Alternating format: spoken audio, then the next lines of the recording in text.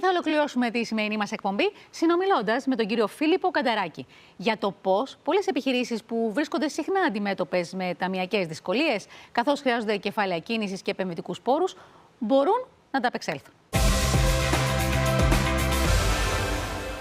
Κύριε Κανταράκη, καλησπέρα σας. Καλησπέρα.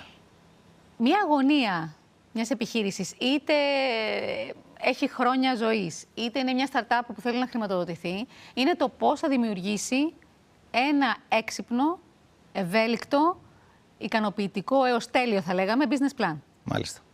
Εσείς βρήκατε μια λύση με την τεχνητή νοημοσύνη και πώς φτάσατε σε αυτή την ιδέα?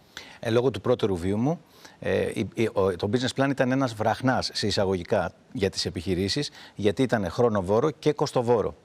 Έτσι, αυτό που σκέφτηκα ήταν ότι να δώσουμε λύσεις σε αυτό το πρόβλημα. Φτιάξαμε μια εφαρμογή, μια πλατφόρμα, μέσω της οποίας ο χρήστης μπορεί εύκολα, γρήγορα να φτιάξει το δικό του business plan. Και αυτό πώς γίνεται? Είναι πάρα πολύ απλό. Ο χρήστης μπορεί εύκολα και γρήγορα να κάνει εγγραφή στην υπηρεσία μας και να φτιάξει γρήγορα και πολύ ποιοτικά το δικό του επιχειρηματικό σχέδιο με τη βοήθεια της τεχνητής νοημοσύνης.